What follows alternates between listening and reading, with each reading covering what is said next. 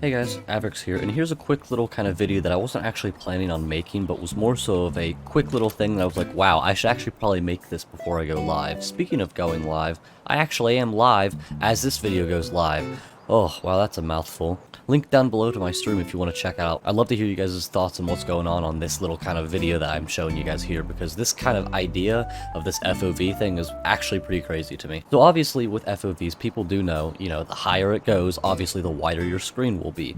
And while it technically shouldn't work like that, in video games sometimes it does make sense to say that the red dot in 75 FOV will be a little bit smaller than what it would be in 50 FOV. Well, what's actually really crazy, and I never really thought about it this way, is as somebody who's always used 63 FOV since I've started playing this game, because that's been the special lucky number. Not exactly lucky, but it's for other reasons that I don't really feel like explaining right now. People have decided that 63 FOV is one of the best ways to be able to get a good ratio of being able to see everything around you, while also being very accurate with your red dots. Because in Tarkov, actually, the higher your frames, the less accurate at certain ranges you will get with your red dot, iron sights, etc., because it will not be directly on sight. Well, recently with the changes of 12.12, and not 12.12.30, but just 12.12 in general, and all of the, recoil changes and everything like that, it really got me thinking. And what got me thinking is, wow, this recoil sucks. It's annoying. The horizontal recoil is obnoxious. I hate it, and I'm not going to get into the whole situation of how much I hate the recoil system, because that could be a whole different video. But one of my biggest issues that I had in general with the game is that my red dot, when firing, would just completely disappear out of the reticle, like the glass of my reticle. Like, it would just disappear. Let me show you an example. If we have 50 FOV here, and we're going to do 50 FOV instead of 63 FOV, just to show you the extreme differences between the two, alright? So at 50 FOV, if I just fire and I don't control my recoil at all, as it starts to come down a little bit right there. So what if I told you that actually the higher FOV you go, your reticle won't actually disappear? If we crank it up to 75 now, sight being a lot farther away from our face now, and I actually try and control the recoil, check this out. Not only does the recoil seem like it becomes a little more manageable, probably just a placebo effect so I can see more, the red dot doesn't actually disappear from my screen.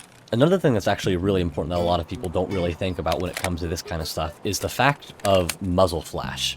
And when the smaller your screen, the muzzle flash is going to be the same no matter what FOV you have. So it's going to cover up technically more of your screen the lower your FOV is. Let me show you an example. At 50 FOV with, the Mark 47, muzzle flash can be a little strong there. It's kind of hard to see because I'm on a whiter background, but the smoke and the puffs of fumes and stuff like that start to kind of come off the gun, and it starts to almost obscure the sight line just a little bit. Going to 75 FOV, being able to control it is, now keep in mind, this is kind of just a pot shot video of me just throwing out all of my stuff, because I'm going to let somebody who's much better and much smarter than me when it comes to Tarkov ballistics and game development and game engine and all that kind of stuff explain to me what's going on here. But these aren't the first time that I've tested FOV differences and noticed that my groupings are better. I've done this for the past at least day or two now of just standing on these bricks of walls and showing it to people in calls, getting other people's, ideas of what they think might be going on, showing other people, letting other people try it as well, and just about every single person that I've talked to so far has agreed that somehow or some reason the recoil is actually easier to control, which again to me doesn't make any sense at all. So this again very well could just be a placebo effect, and it's just easier to see the red dot, and because I can see more outside of what just the reticle, it's easier for me to kind of keep my target acquisition of where I'm firing. Could easily be the case, but it's just weird to me that it goes from just a difference in FOV change can really be that big of a difference of how strong the recoil is. Like I said, it just bounces everywhere. Kind of hard to see. The reticle doesn't disappear though. Reticle doesn't disappear. That's fine. But it's just the head camera movement just feels more aggressive, right?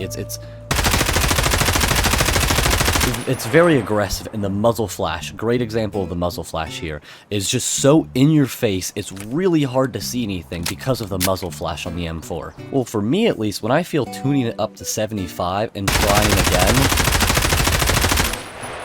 the muzzle flash becomes way more easier to control. And yet again, we see the exact same thing of me not being dramatic, by the way. I swear, obviously, you're just gonna have to take my word for this. But I do highly recommend you try this yourself and genuinely try to control the recoil. This is genuinely both two different sprays of 50 FOV, me trying to control recoil, 75 FOV, me trying to control recoil. And then same thing over here, 50 FOV, 75 FOV. Again, it could just be placebo of me being able to see the target easier, so I'm able to control and move it more. But not only does it feel like I can see more because the muzzle flash isn't directly in my face, but it genuinely feels like the recoil is actually easier to control. So there's a little bit of a spitball kind of video, super unorganized and totally unprofessional, but I wanted to get the point across here before I, went live. Like I said, again, I will be live as this video goes live again, but I wanted to get this video out for multiple reasons, one of them being because I'd love to see you guys over at the stream and you guys talk about it, but I also just kind of wanted to get this out there as fast as possible, just to see what everybody was thinking. So, plus I'll be 100% honest, I really don't like writing script, that's fucking boring. So yeah, thank you so much for watching, guys. I hope you enjoyed. Please leave a comment down below on what you guys think about the whole thing, and yeah, thank you so much. Tell me, do you feel ashamed on how you've turned your back on me? Please tell me